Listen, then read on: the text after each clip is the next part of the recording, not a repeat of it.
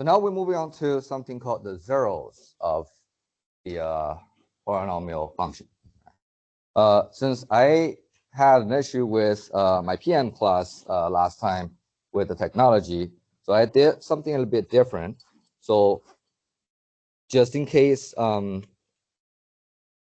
know that you might have your friends in the afternoon class and you form study groups. So in case that you see that, why Dr. Wang talk about things in this way, right? In afternoon class and the morning class, you guys get something different, right? So it gets confusing.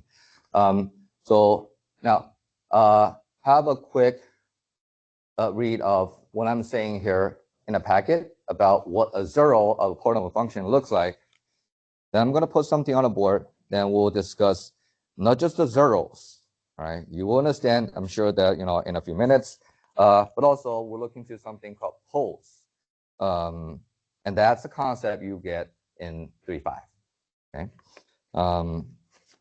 Anyway, so go ahead and have a quick read of that first paragraph there under the bullet point of the zeros of polynomial functions.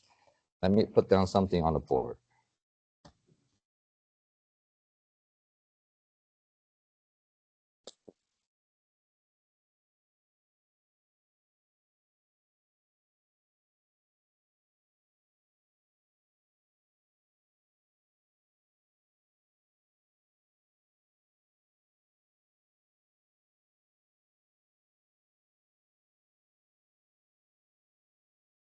Can you guys see that over here, over there, right? So that's a rational function.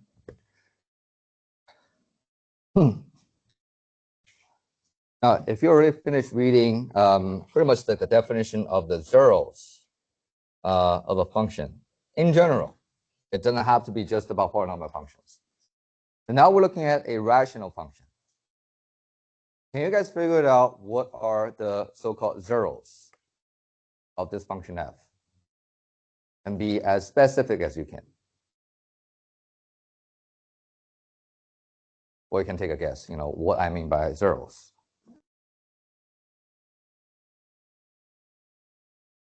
The roots of the function, right? But what does it mean? We don't have equations right up the bat, right? I mean, roots, solutions are really referring to equations. Okay, so that's a very common guess, right? So zeros, you think about, which variable, right? Well, in this case, it's only one variable. So if you're thinking about feeding the zero to the x, that's not what we call zeros for the function. Zeros are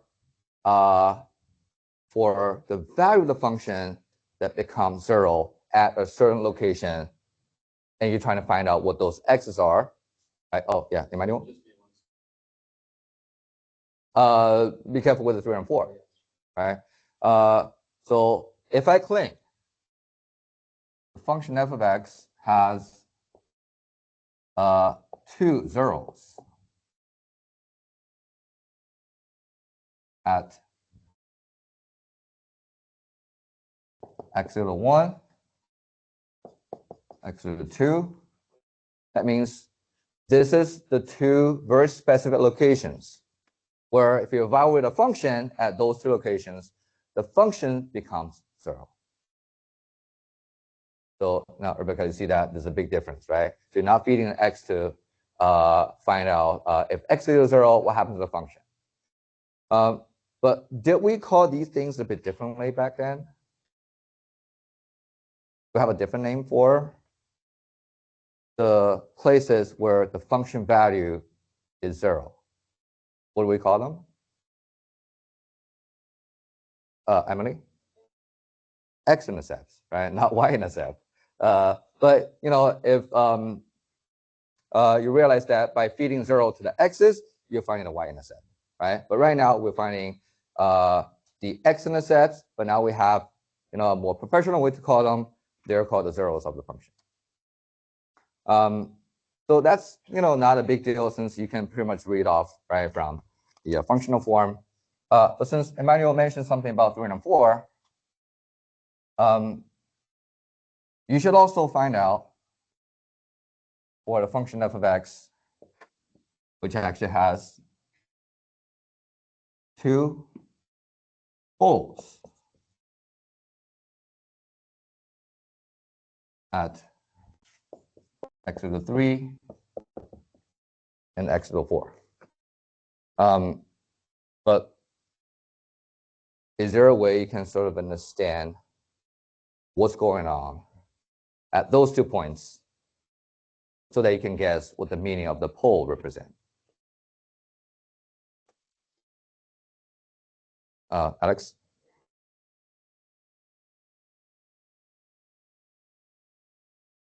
Right, so that's the first thing that catches your attention, right? But I guess that very soon, even as soon as 3.5, you'll realize that the poles are, of course, usually coming from the places where the function gets undefined, but it's more than just getting those undefined functions, because we actually know a lot more about this particular functions at those places that you thought that it's undefined. Functions becoming 0 at 1 and 2, but the function f of x becomes infinite large at 3 and 4. Well, I say infinite large, it doesn't have to be positive. It could be negative, infinity, or let's say negative a trillion, right? So a number that's super large, but in a negative direction. But the thing is, people find it hard to accept that the function might reach infinite, or they don't see why, if back in middle school, you were told that, hey, whenever you have a 0 denominator, right, the function is undefined, but how come that all of a sudden you're telling us that it is actually not necessarily undefined? We actually know the behavior of the function, and the word we actually use all the time, you're probably going to hear that from your professors in Cal. They say that the function is going to blow up or exponentially grow, right? Or maybe explode, if you want to say it, right? But I think that it's more common or more conventional for people to say that a function blows up at 3 and 4. And we let people know those locations are known as the poles. Okay.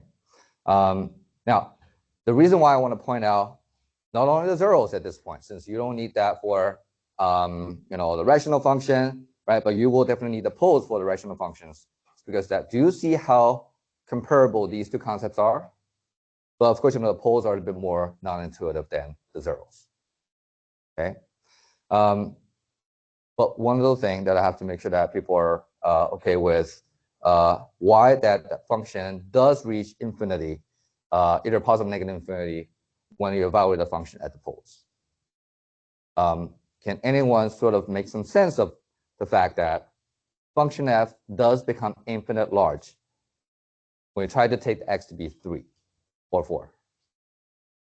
Is it possible for you to understand why?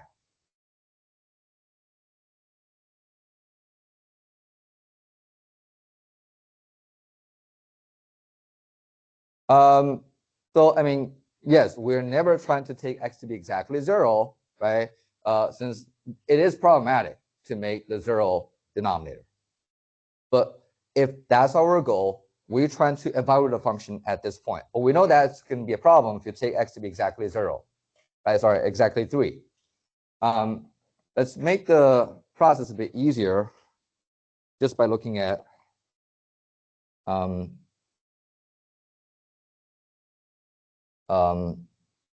something like this.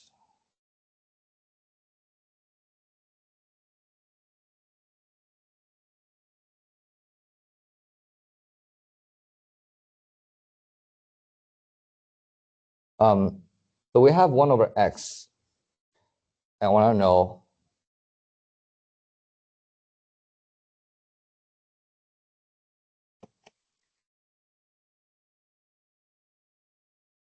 so what happened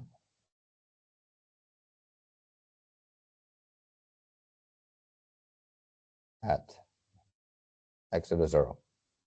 That means you're looking at 1 over 0, right? Here's the funny, logic behind this whole process. Like Juan said, we tried to make the denominator to be as close to 0 as you wanted to, so that it will eventually ideally become 0, right? But how about we first try a really small number just to see what happens as we're getting closer to 0 in the denominator. What happened to the function value? So you tell me, is this number here, 1 over 0.00001, a small or a large number? Why do you think it's a small number? Or how much you think it is? Is there a way we can calculate it?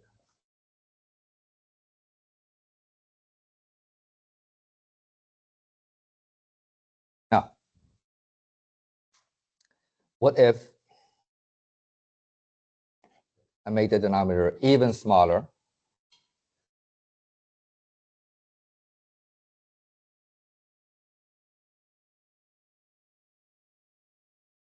If we were to compare these two numbers, which number, the one on the left or the number on the right, which one is bigger or which one is smaller?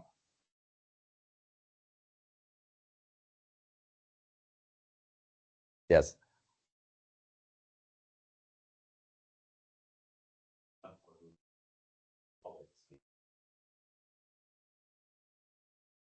Okay, so now we're talking about the non-intuitive part. So you're absolutely right. This number is bigger, right?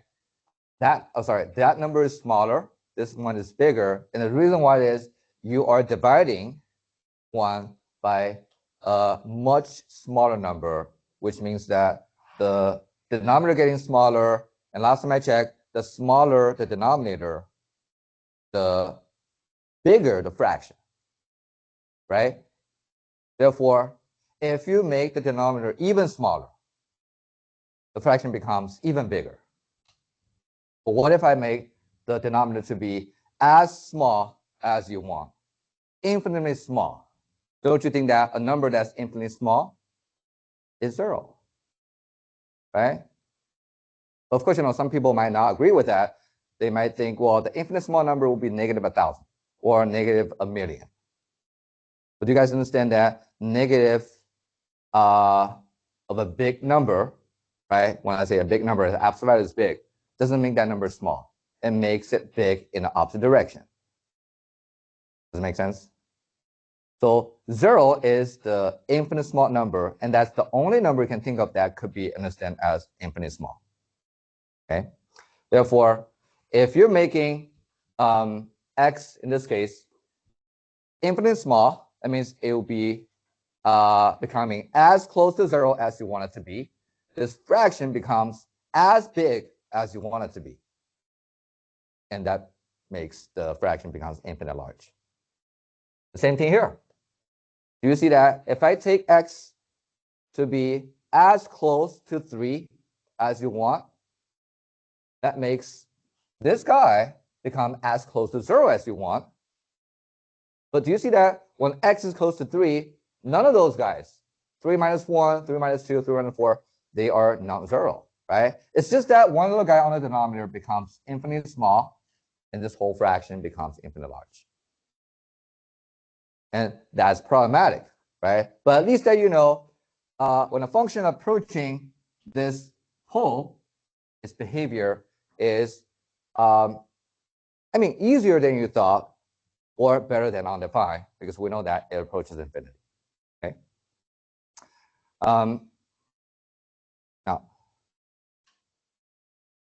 one more thing that's kind of fun for you to think about if you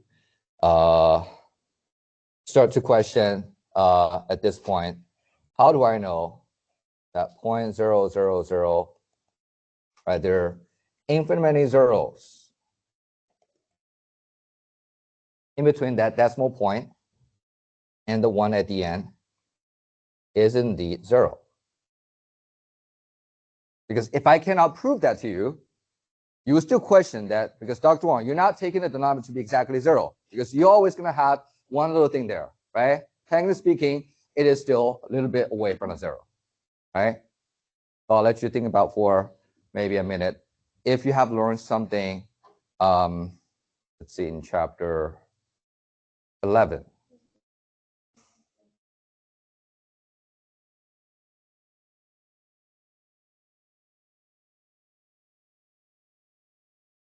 I guess that you're talking about the little technique of changing a infinite repeated decimal into a fraction. Is that what you're talking about? No? Well, anyone else figure that if we have learned something already to do something similar, but not exactly proving 0.0001 is actually 0, as long as you have infinite zeros in between a decimal point and a 1.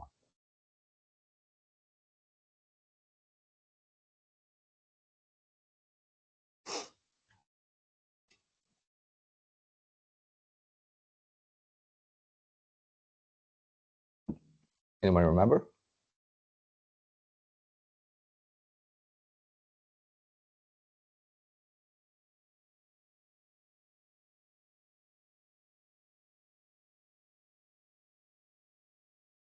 Oh, we could. We have to figure out like how do you write down the summation notation.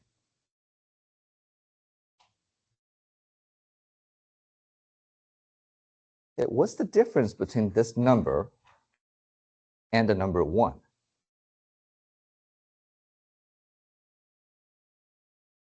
If you subtract this number from 1, what do you get?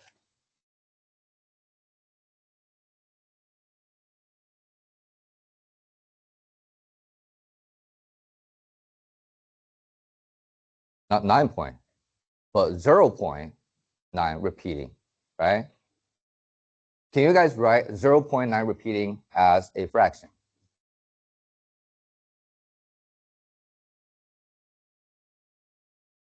Did we do that before? I guess we did 0.7 repeating, right? Or something else, right? So 0.9 repeating is 0.9 plus 0.09 plus 0.009 dot, dot, dot, right? Is that an infinite geometric series? And who can tell me what is common ratio?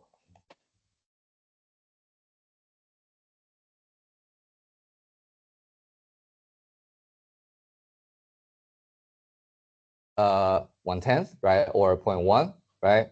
So this is 0.1. And I guess that there was a question in the first test, and I think a few people didn't get just because they don't remember the formula for infinite geometric series, right?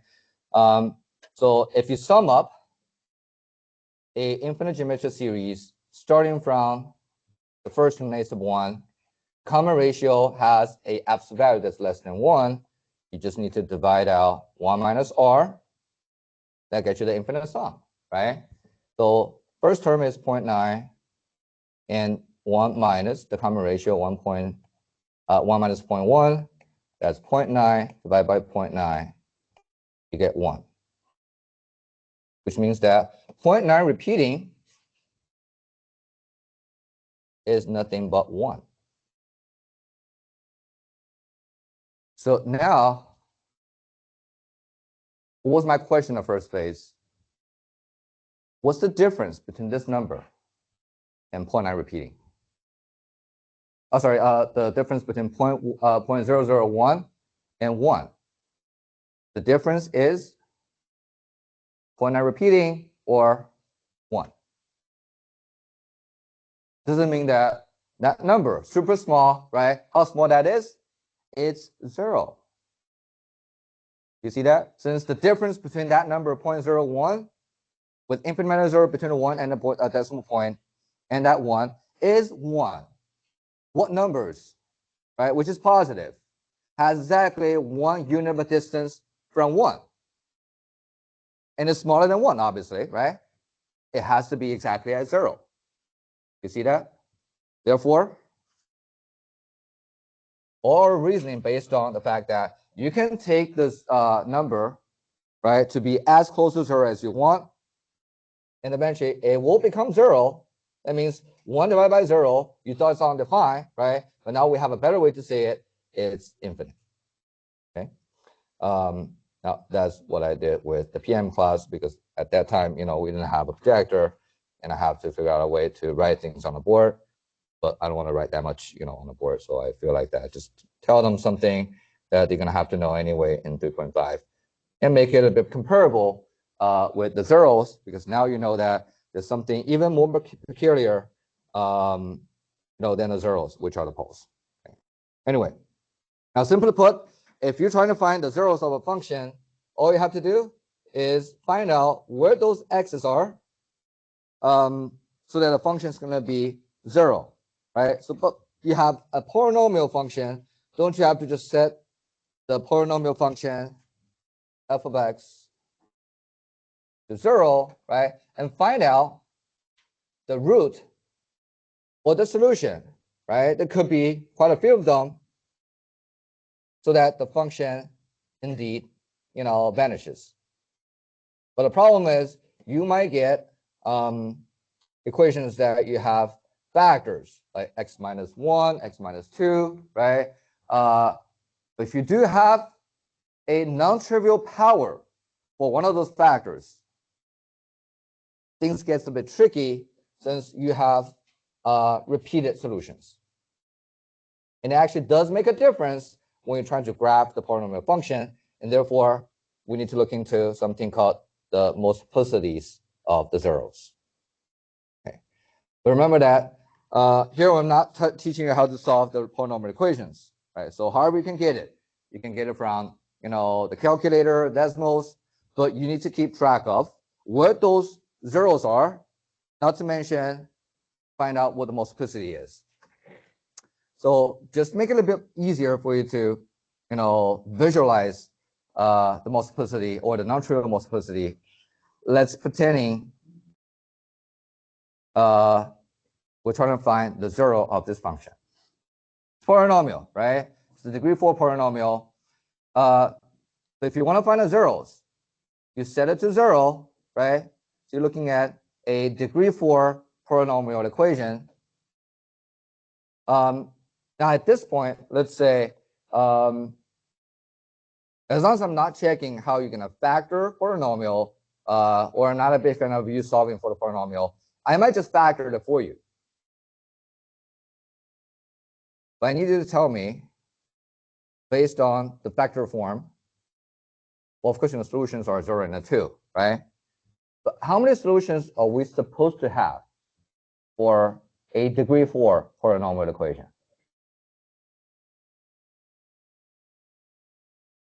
You guys remember back in maybe 1.5 or 1.6 in college algebra.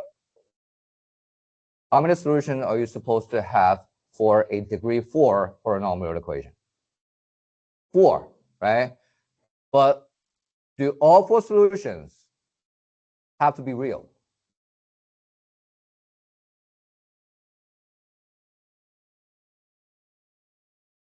Not necessarily.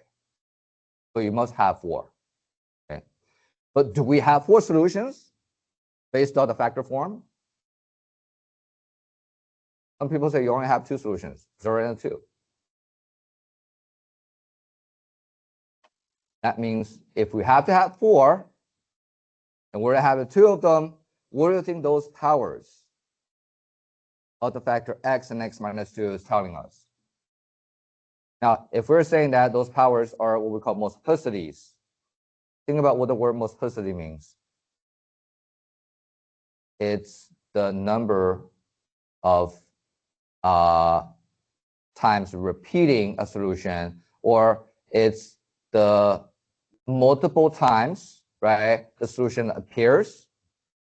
Now, don't you think that if x is raised to the 2nd power, I mean, yes, you're getting from the 0 product rule, x has to be 0, right? But do you see that both x's could be 0? That means you have a 0 which repeats itself for 2 times. And therefore, both the 0 for x and the 0 for the 2, they are what we call the zeros of the function with a multiplicity of 2. Now, simply put, you can just keep track of the power that those factor form suggest that when it comes to a certain solution or the root, and that power tells you the multiplicity. Okay. Now, you have an example right underneath that yellow a bubble, right? Do you think you can tell me, first up, what are the zeros of this function? And also, what do you think will be the multiplicity of each zero?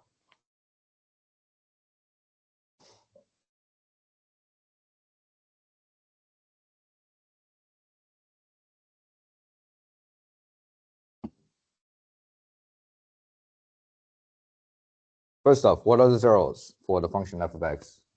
1/2 times x plus 1 times 2x minus 3 to the second power.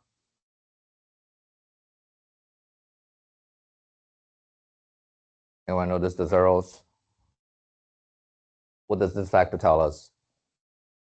This must be a zero at x equals -1, right? What is the multiplicity of the zero located at x equal to -1? 1. Because that factor is raised to the first power, right? And there's only one unique zero located at x equal to -1. What about this factor? 2x minus 3 to the second power. The zero is located at 3/2, right? 3/2. But that multiplicity of a 3/2 is 2, right? So, like I said, all you have to do is just take a look at the power of, the factor that tells you what that zero is. Okay. So if you're wondering why we have to know multiplicity of the zeros. Now, if you remember, I think it was Emily, right? She said, if you can find out the zeros of a function, that's where the function is going to intersect the x-axis. But don't you think that knowing where the x-intercepts are for a graph of a function does tell us almost, the general picture of the graph, right, of a function? But then here we have something that we have to also track, because it turns out the function might not go across the x-axis as you thought, because every x-intercept, when people are plotting, they thought that it's going to be a graph that penetrate or go through the x-axis at that location. But you know what? If you have a zero with even multiplicity, the graph will not go across, but it touches the x-axis, then turn around. Okay. But if it's an odd multiplicity, it turns out that it does cross the x-axis. And now that example I was just asking to look into, it's not really just for you to find out the zeros and the multiplicities. It's to use the conclusion we have for the multiplicities to sort of predict what the graph might look like when it's trying to get to the x-axis. Do you think that the graph's going to touch it, right, and then turn around, or do you think that the graph's going to cross the x-axis?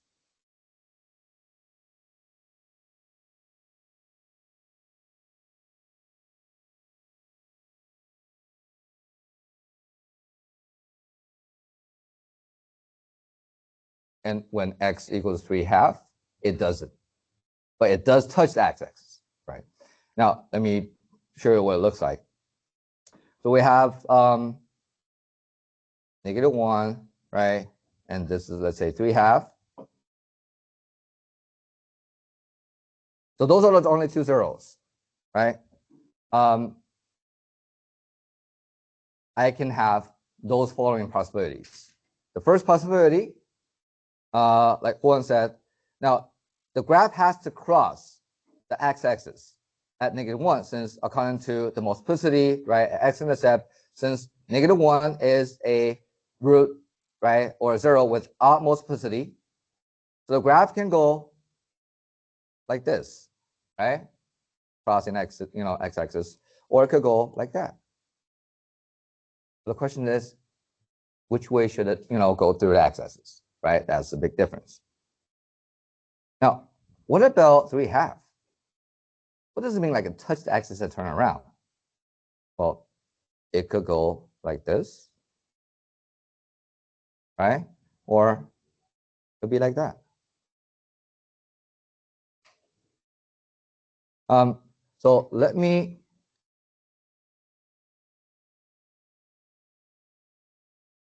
draw those possibilities with different colors. Or maybe I don't have to, I just, maybe just have to number them, right? So let's say here we have the first possibility going from top left to bottom right. Let's say this is the first possibility when it comes to, the behavioral function at the x-intercept located at x equal to -1. This is the second possibility, okay? So here we have the third possibility and the fourth possibility, okay? Now to pick only two of them, right? So for example, like it has to be either one or two. I think that it's probably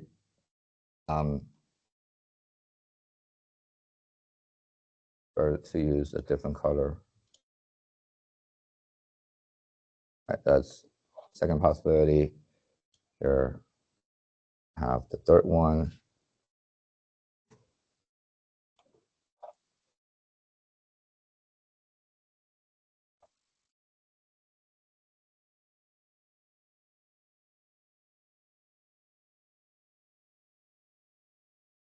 Well, as you know that to pick from the first and the second possibility, all we have to know is whether the graph will be either positive or negative on the left of -1 or on the right of the -1.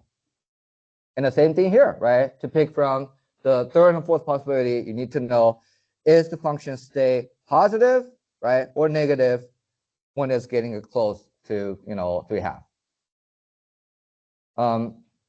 Now, this is the time for you to use the end behavior to tell if the function has to be positive or negative when it's getting closer to a x-intercept.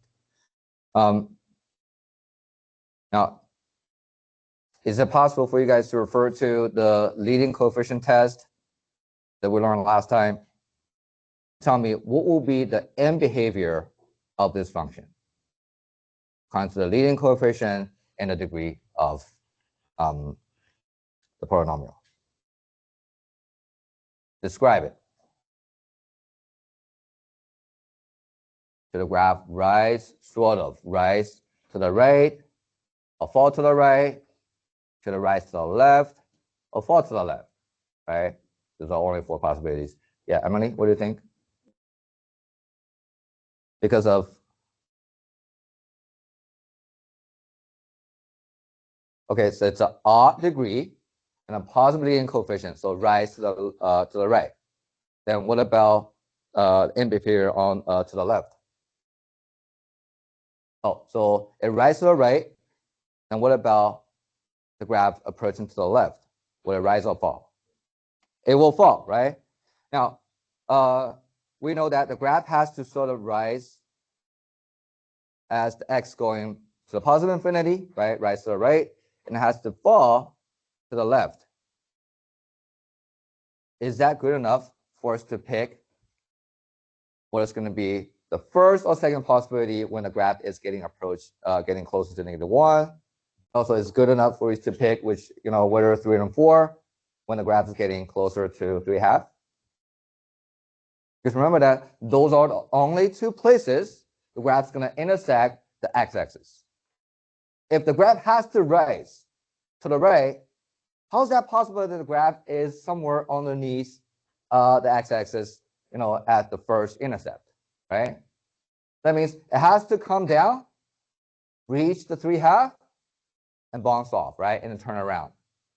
Now, later on, do you see that if it eventually has to fall to the left, don't you think that when the graph comes back up, has to come back down to the -1 and come across it, right? That means you have to pick the third possibility, come down, turn around, and also the second possibility to go from the top right, going down to the bottom left, right? But the thing is, if you have to do that, to plot a simple function like that, it's just taking way too much time, right? So, but that's the right thing to do, knowing the end behavior, knowing what the zeros are, even you have to tell the multiplicity of the zeros to know that whether the graph's going to bounce off the x-axis or it's going to go across the x-axis. Then later on, summarize everything to get you a sketch of the graph. And you know what? At the end of the day, this is what the graph look like if you were to sketch it. It has two x-intercepts. The graph's going to go from top right, going down, bounce off, and come back down. So just like Emily says, it does rise to the right and falls to the left. But do you see that? Since the end behavior doesn't tell us what's going on in the middle, but now knowing the zeros, we know that it wiggles in such a way. And this is what you have to do when it comes to plotting. Not actually plotting. Let's be more specific. When it comes to sketching a polynomial function.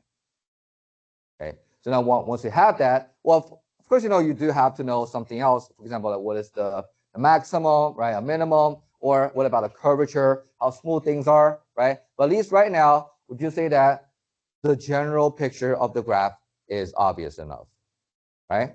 All right, cool.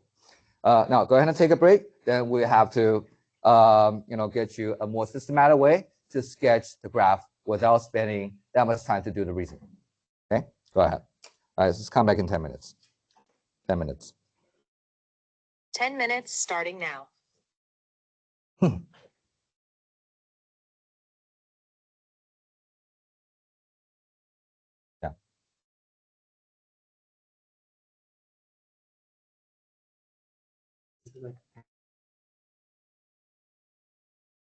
Coefficient would be the number before the degree. Yeah. Or the number at the whole, like for example, like a or x. Well, x is the variable. So a sub n minus 1 all the way to a sub 0, those are constants. For example, if you're looking at it here, the third power of x, meaning that the constant in front of it is 1. And if you want to call it, it will be the so-called a sub 3, right? Okay. And the a sub 3 is a constant. They decide to call it the coefficient of the term with the power 3, so that you have the subscript to tell you that which coefficient that is. Okay. So first one would be 1 sub 3 x to the power of 3. Then that 3 is called a sub 2, since that's a coefficient for the power, x to the second power. See that? So this one would be 3 sub 2 x to the power of 2. No, so what I mean by that, if you're looking at,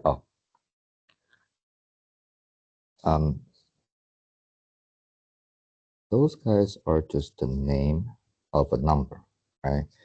But they want to make sure that whichever number they're using, people can tell in general that number, let's say a sub n, is the coefficient of the term that has x raised to the nth power. Okay. That means if you're looking at this number 3, right? So yeah, you're gonna write it as a sub 2, since that's the number, with the term that has x to the second power, right? A sub 2 matches, the power 2, right? So now if that's 3, so what do you think will be a sub 1 in this case? Well, not including the x, right? So it's just -1, right? Because remember that this is just a coefficient. So x to the first power will tell you that it's -1, but the way you can call it is a sub 1. What about a sub 0?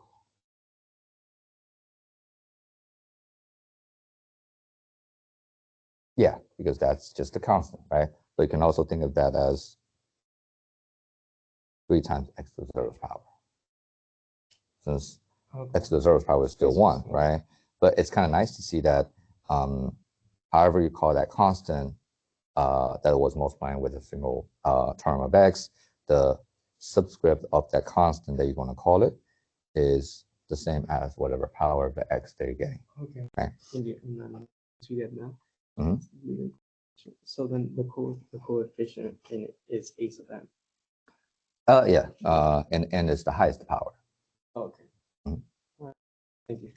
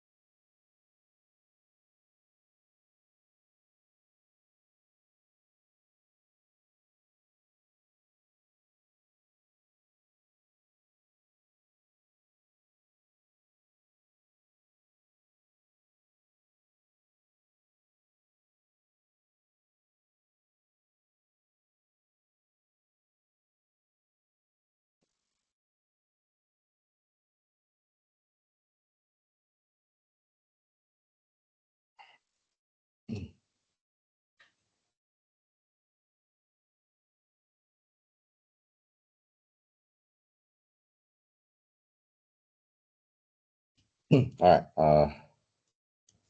As we're probably waiting for a few students, why don't you take a look at the graph I just typed into Desmos to see, we did actually capture the key characteristic of the graph, right? It's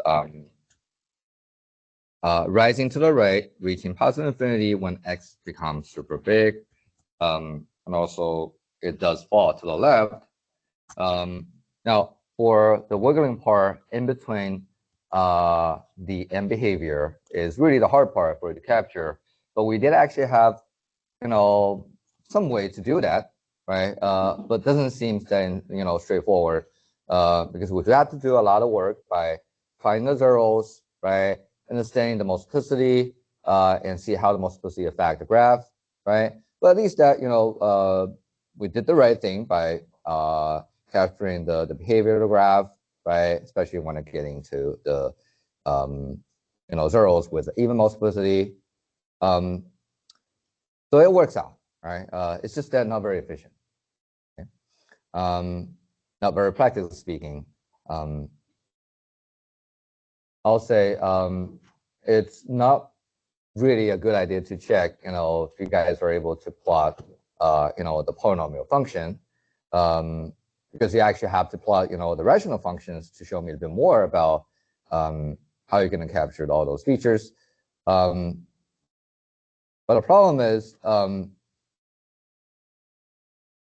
sometimes, we still want to justify what we have done, is legitimate in math.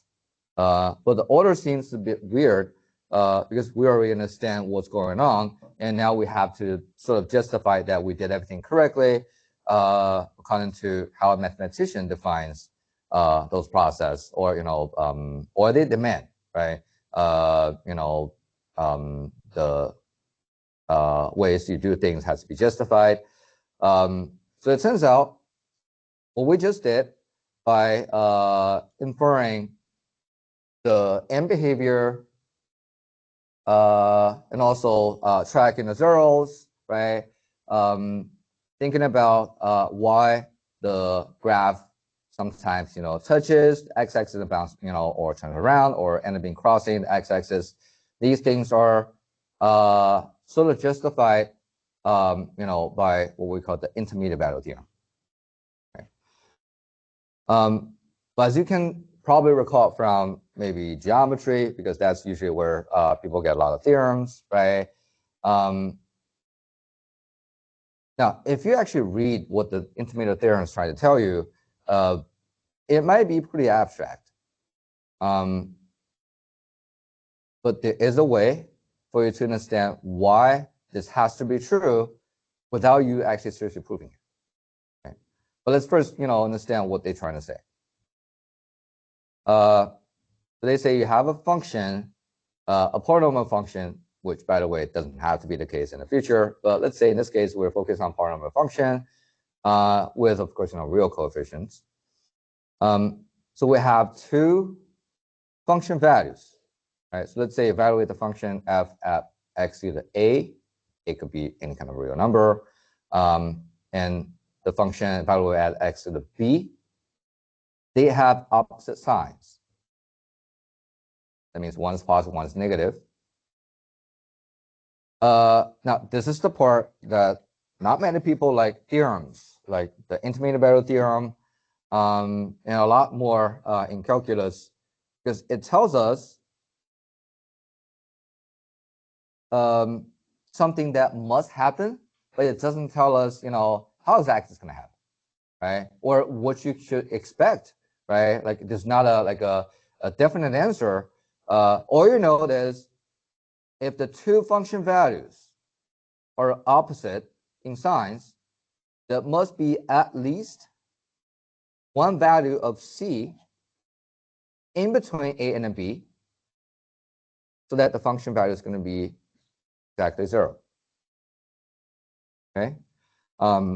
Therefore, you can also conclude there has to be at least one real root or one real solution or a x-intercept located at C. And I don't know what C is, but it has to be in between A and B. Okay. So I don't know if I have already lost you, by going through what the theorem says.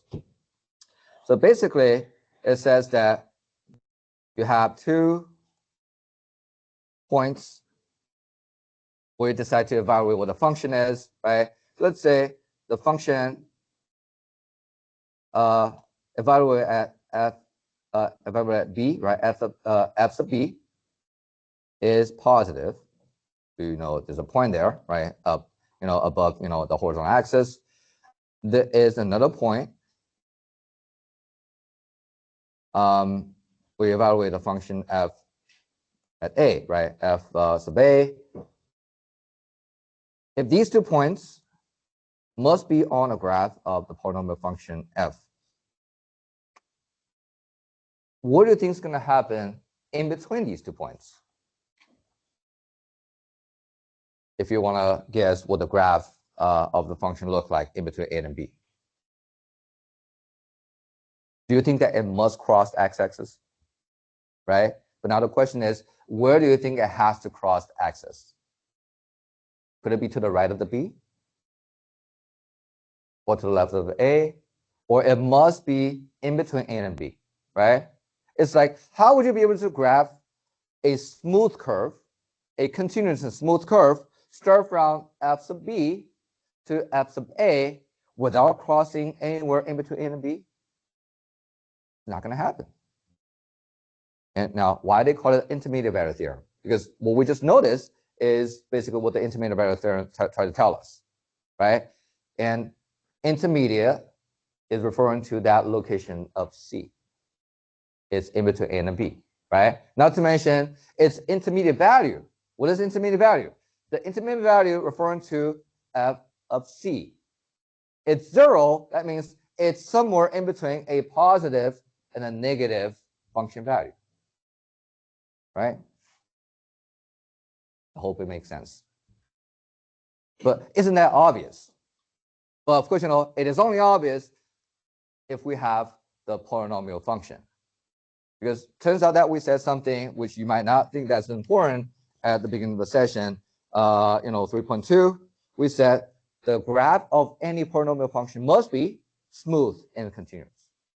If the graph is disconnected somewhere, you know what? The graph can skip the x-axis and go down below. It doesn't have to cross. Okay. Now, here's something that you can also use to remember what the intermediate value theorem is, which is not very likely that you have to do that, for our test, because, we're going to be using the intermediate theorem behind the scene. So you don't even have to refer to it, since what I'm going to teach you in a few minutes is how to sketch the polynomial function. Of course, referring to the intermediate theorem, but do it in a more efficient way.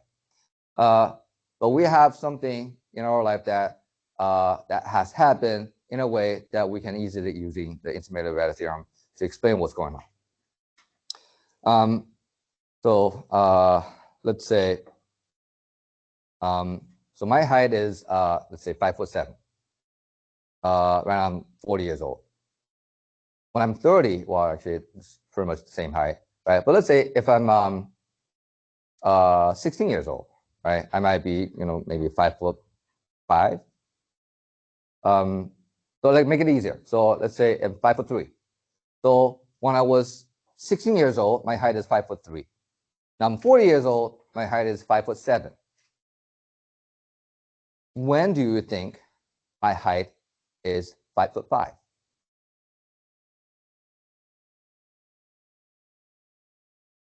Could it be when I was 12? If I'm already 5'3", when I'm 16, right? Could it be maybe well, I'm not sure if I'll be able to get any shorter, but maybe in my late 40 or early 50, right? But would you say that since if my function, well, if the height, if my height is a function that grows with my age, it should be continuous, right? At 16 years old, my height is 5'3". 40 years old, 5'7".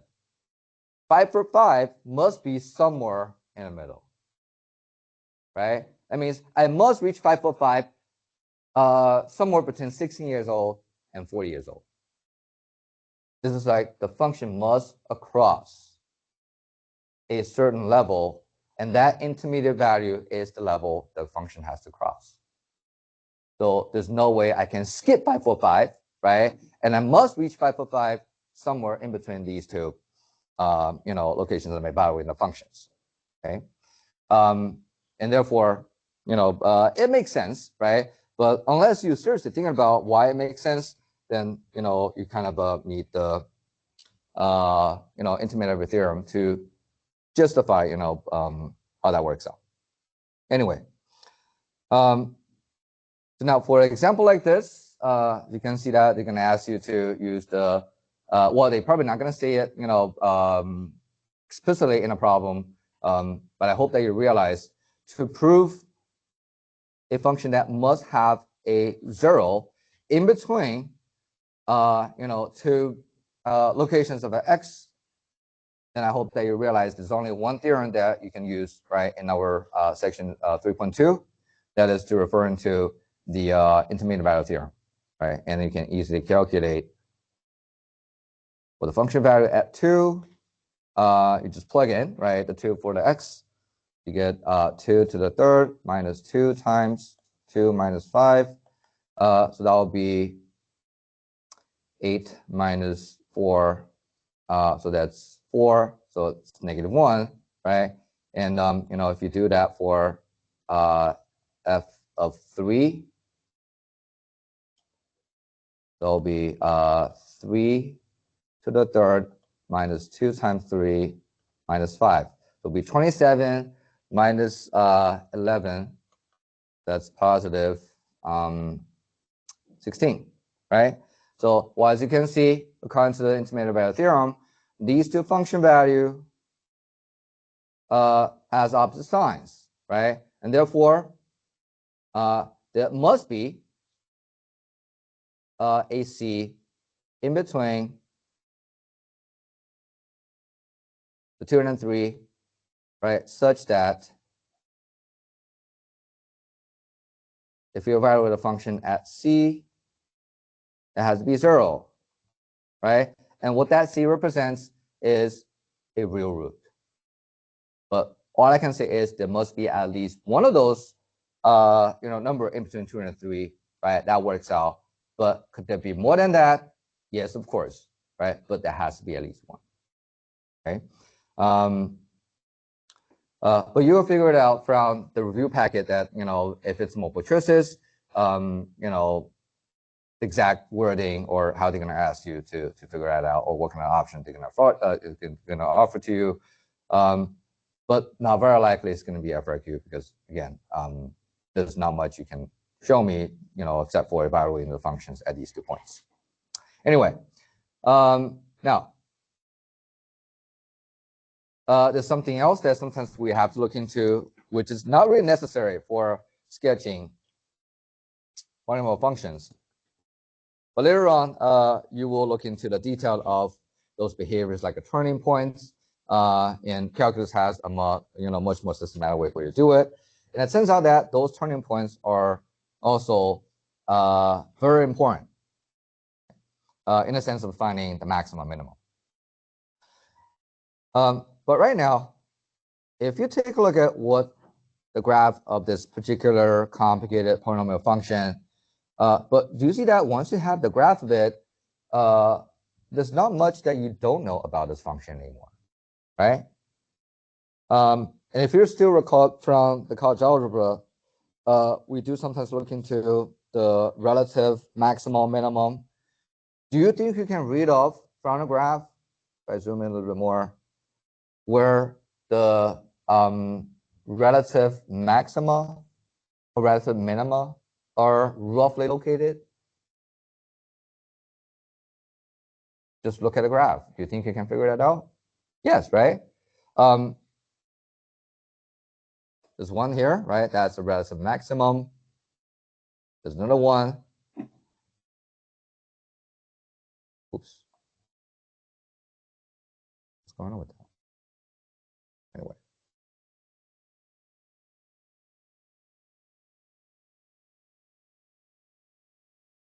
I don't get it. Oh, there we go. And we have also two relative minimum, right? But do you see that it's kind of hard to even read off exactly where they are, right? Not to mention, so far, all we have told you about finding where the graph's gonna intersect the x-axis, right? Those are where the roots are, but we don't have any good ways to know what those turning points, right? So when the graph sort of like goes up and about to turn go down, right? Or come back up. So we don't know exactly where they are, or at least that we have a good way to, calculate what they are. But those are called the turning points, right? So we have 4 of them for this guy. And people at this point probably realize you have a degree 5 polynomial, and it happen to be 4 turning points. Okay. Now, if you remember what we just did with this guy, you guys see that it's a degree 3 polynomial, right? And what do we end up being finding from a graph? There are 2 turning points, right? So it turns out that we have a general rule of thumb. Okay, so a polynomial function with degree n, there could be at most n minus 1 turning points. But don't you see that it's just like the intermediate value theorem? It doesn't tell us much, right? Because I want to know exactly how many turning points there will be. If I do know if there has to be 4 turning points for a degree 5 polynomial, I would have think about the graph has to look like this, right? But there will be exceptions. There will be a graph that has only 3, 2, even 1 turning points, 1 turning point, even if they're degree 5 polynomial. Then what you're going to do with the conclusion about the turning points at this moment, they say that for the purpose of a graphing, then you can only use the number of turning points as like an estimate, right? So you want to know roughly, does this graph look fine when it comes to the number of turning points? Because you know that if the turning point has to be at most n minus 1, you shouldn't get any more than, let's say, 4 turning points for a polynomial of degree 5. Does it make sense? So, but you see that that's not going to do much, right, for our graphing. Okay. Now, if you put everything that we have talked about, the graph has to be smooth, right, and it continues. The end behavior, right, based on the degree and the leading coefficient, where the zeros are, right, what the multiplicity of the zero is going to do to the graph. Not to mention, the turning points, right? We have like a rule of thumb, right, to check if you do get, too many turning points, right? Put them all together. You have a pretty lengthy strategy for plotting, or graphing the polynomial functions. But Has anyone wondered, like, what's the point of graphing the polynomial function if you have a graphing calculator? Let's make sure you have decimals. All right. Were there any questions SAT asked you to plot a function like that? You wish, right? So, basically just graph it in decimals and figure out whatever they wanted to, right? They say, hey, go ahead and find out where the x-intercept is, where the y-intercept is, where the maximal, minimal, right? Just go ahead and read off them from the graph, right? But the reason why they want to teach you at pre-cal is because that later on you have to sort of predict the graph before you even get to graph it, right? Which sounds kind of silly, right? But that's exactly how powerful the calculus is. And I probably didn't say that in this class. The subject calculus is really for you to analyze the graph of a function, not to mention, analyze the behavior of the function, whatever that kind of function is. Doesn't have to be polynomial. Could be anything way more complicated than a polynomial function. But the problem is pretending that you don't have any technology to assist you.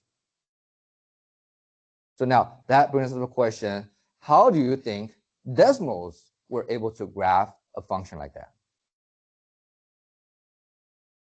Did it compute every single point? It probably didn't. But it has to show you the key features and make it as accurate as it can when it comes to those zeros, right? The turning points. And you know what? So far, we've learned not the full package. But in calculus, you're going to learn the full package about getting all the details of the graph as if you saw that in decimals. And it turns out that the algorithm behind those kind of graphing calculator is using the full package of the function analysis to figure out what the graph should look like. Okay, but at least that we need to understand it once. Like pretend that you're gonna have to do it by hand, right? But again, the trade-off is we have to make sure that the graph is accurate enough, but also the way you get it done is also efficient. Okay. But let me mention a few key points. That means, even if we come up with a more efficient way to do it, you do have to know these are the things that we have to capture just in case that you have to look into, there are certain things, not, as a final result, but somewhere in the middle, okay? So you're gonna make sure that you capture the end behavior of a polynomial function. Okay? And also make sure that you're gonna have to get the x-intercepts, knowing where they are, and also how the function will behave when it get closer to the x-intercepts. Would it go across the x-axis, or would it touch and turn around, right? Those two things, you have to find out. And also they said that when the multiplicity is greater than 1, the graph gets flattened. And I'll show you in a second, with the decimals, because it's kind of hard to, visualize, if you graph it by hand, right? But, it will be something that you could look into. It doesn't hurt anyone, but at least that, something that you have to, realize. I mean, y-intercept is very easy, right? Just feed the 0 to the x and find out what the value of the function is, right? That tells you where the graph's going to intersect the y-axis. Now, number 4 and 5, especially number 4, it's nice that you will realize the graph might be either even or odd, right? The function could be even or not, right? But realize that the function doesn't have to be an even or odd function, right? But if it is, please understand that there will be some nice symmetry you can utilize, right, to make your graph, maybe a little bit better in looking. But the symmetry about the origin or any kind of an odd function might not be, as helpful as the, the symmetry about the y-axis, right? But again, this is something that you're gonna find out anyway. If you were to actually seriously plot this graph, it's just that, it's possible that you can predict before you do that, and remind yourself that don't make a mistake. If you do have an even graph, then make sure the graph has to be reflected about the y-axis, okay? And the last one, I mean, use that as a quick check to see that if you did plot the graph, you know, with the number of turning points not, you know, beyond what you're supposed to have. Okay, but again, you know, it's not going to help too much. Anyway, now here's what we're going to do. Please find that example on the page right after that graphing strategy for polynomial function, and let's do it together. And at this moment, I want to make sure that you're able to graph just the key features that I just mentioned: the end behavior, the x-intercept, right? The behavior when, you know, the graph getting to closer to the x-intercept, right? And also the turning points, get them all right, but let's do it more efficiently.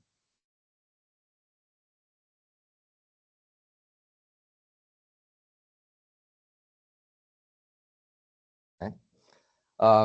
So first off, go ahead and draw a number line, because, you know, you're going to label the zeros or x-intercepts on the number line.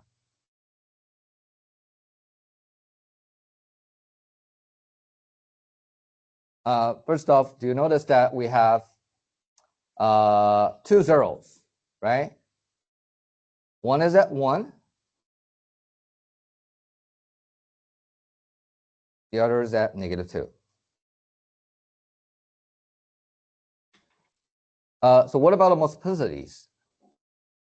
Say the multiplicity for the 0 at x to the 1, right? The multiplicity is 2, right? Now, if you want, you can remember that the 1 has a even multiplicity. That means that a graph has to turn around, right? So if you can remember that, I don't have to do anything, but maybe I'll just write even, right, in case that we forgot about that. That's a 0 with even multiplicity. -2, that's a odd multiplicity. Okay. Now, what about the leading coefficient of this function? You guys see what the leading coefficient is?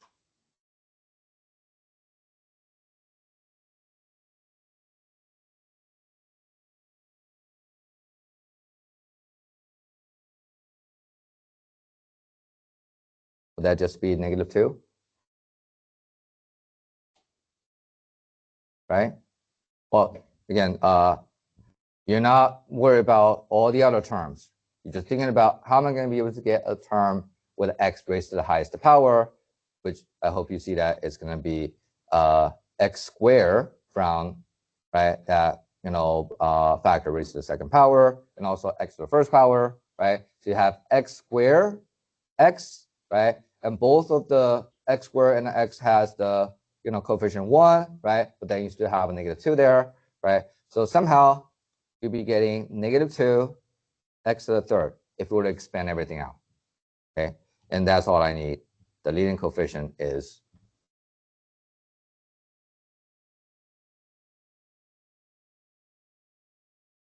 -2, which is less than 0. Okay. Now, here's the strategy.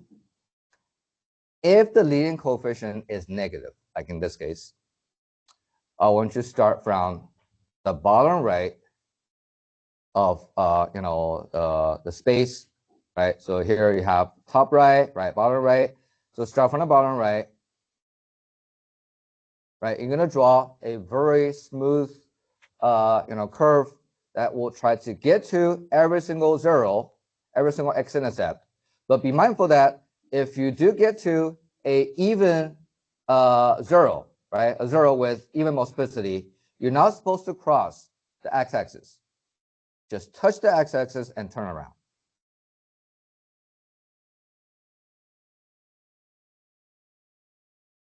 If you do that, do you see that it ends up being somewhere in it was somewhere below the x-axis, right? But now if you have to get to the other 0, don't you think that you have to come back up? And this guy, since it's odd, right? Not saying that the number is odd, the multiplicity for the 0 is odd, That means you are allowed to cross the x-axis. And it turns out that's what the graph should look like, which fall to the right, rise to the left.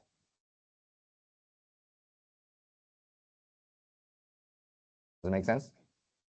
Or is it easy enough for you to remember? Graph the number line, label the zeros.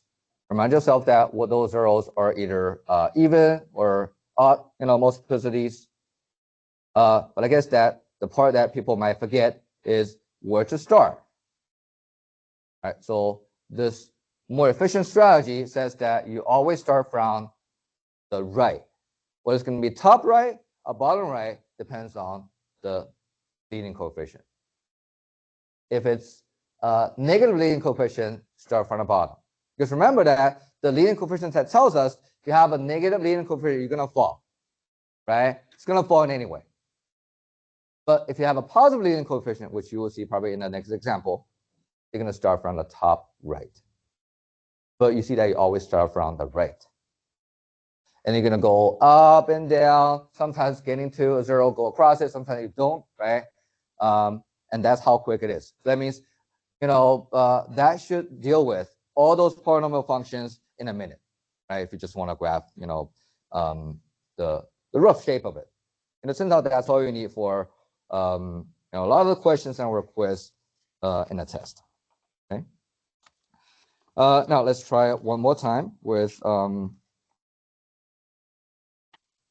something a bit trickier, I guess.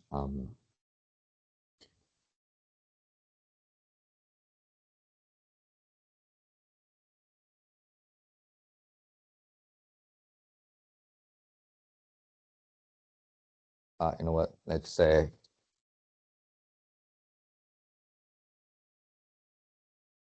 there should be enough space for you to fit in another problem. All right, so I'm gonna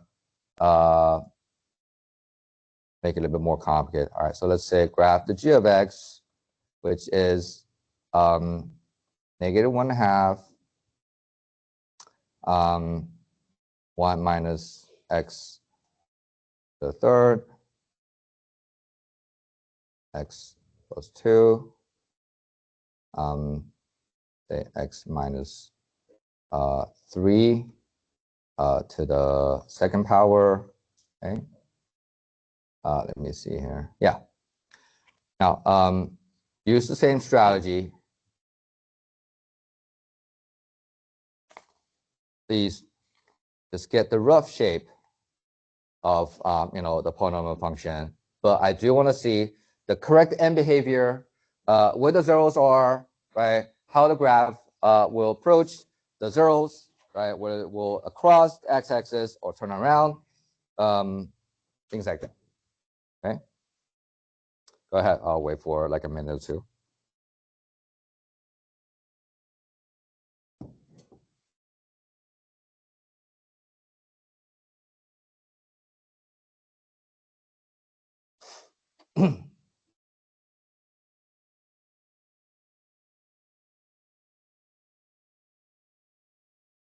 Oops.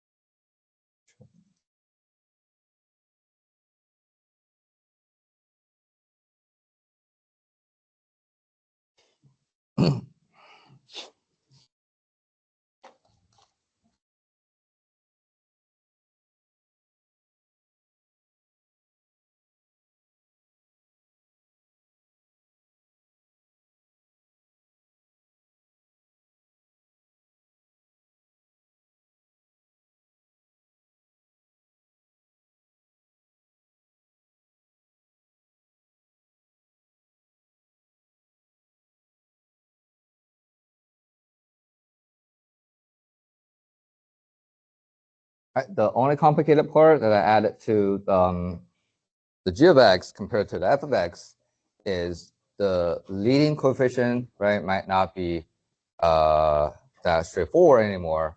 But still, it shouldn't be too hard for you to find if you remember that, how to get the leading coefficient in the first place. Is that good enough for you guys to have like a rough shape of it, right? And I hope that, if you try something like that in homework and probably the review packet, make sure that you use Desmos or the TI-84 to verify what you're getting, right? Now, let's see. First off, how many zeros do we have for this function? How many zeros? Or how many x-intercepts we're supposed to have? 3, right? Which are they? Okay, one's at 1, -2, +3. Good. Now you see that I wasn't really, that crazy about, how accurate those zeros are. Just know roughly where they are, right? But make sure that the negative numbers on the left, right, as you go to the right, it's getting positive numbers. Now, what about the multiplicities? There's a -2. Is that a zero with even or odd multiplicity? Odd, right? Because that's a zero that came from a factor raised to the first power. So it's odd. But you don't have to show me that, I just write that to remind you, right? So what about 1? Even, odd, odd. Good. 3, even. Okay. Now here's the hardest part. Who can tell me the leading coefficient? Say it again. -1/2. You guys all agree? Rebecca, tell us how you figured out -1/2. Okay. Now, almost every single student in this case is going to think that isn't just the first number, because that was the case in the first problem, right? But do you notice that the coefficient of x in this case is negative? And later on, it will be raised to the third power. You guys imagine, the way to get the leading term is to get x to the third power from this guy, right? Then x to the first power, then x to the second power. But if you're going to multiply through the coefficient -1/2 and also the coefficient of -x raised to the third power, x to the first power, x to the second power, you get a negative coefficient from x to the third together with a negative coefficient. You eventually get a positive leading coefficient. All right, so again, let me make sure that you get what I'm saying. From this guy, you're getting -x raised to the third power. From the second guy, it's x to the first power. And the third guy, x squared. All right, I'm sure that you guys, with me at this point. But later on, you're going to have a -1/2, right? And those guys are going to be multiplied out, right? And this is why here you get a negative and a negative coefficient. They multiply, get you positive. So, and that's the reason I swapped the 1 and x to get you, a little track, okay? Therefore, the leading coefficient is positive. Okay, so now you should start from top right or bottom right? The positive leading coefficient, right? Start from the top right. Okay, so then, if I start from the top right, I have to come down to the first 0, right? Do I go across or do I turn around? It's a even multiplicity, so that's why you turn around. So now you have to come back down again, right, to get to the second, 0. Well, thanks to those two zeros are both, multiplicity odd. That means you're going to go across them, right? But once you cross the first, once you cross the 0 at 1, you have to come back up again to cross the other one. Okay? And now, let's see if the end behavior does make sense. It seems that it rises to both the right and the left. Should you expect a end behavior for a function of degree what? What is the degree of the function in the first place? 6. It's an odd degree polynomial, right? And what's the leading coefficient? Positive, right? A positive odd degree, even degree polynomial, it must rise in both directions, right? It does work out, right? Not to mention, even if you have those kind of an interesting turning around behavior, right? Not to mention, did we get too many turning points? How many turning points at most should we have for a degree 6 polynomial? 5, right? But somehow we're getting 1, 2, 3. That's okay because we said at most 5, right? You're not exceeding that number, right? But isn't that a lot easier, right, than putting everything together in a way like we did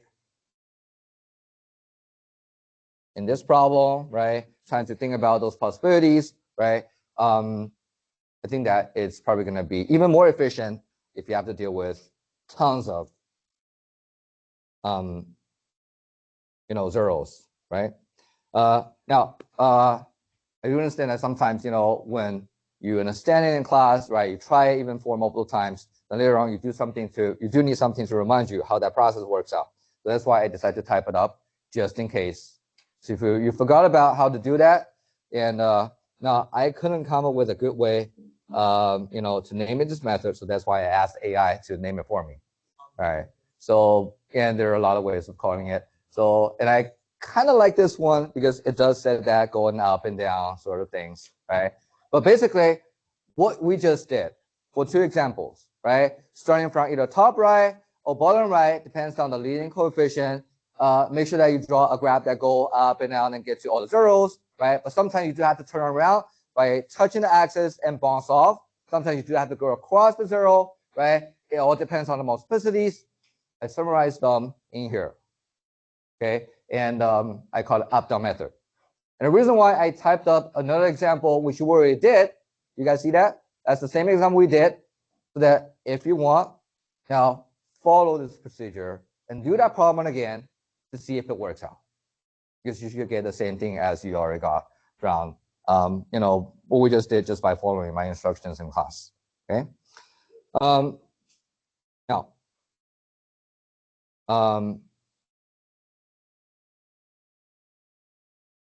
our quiz on Wednesday, again, it's multiple choices, but you need to be quick.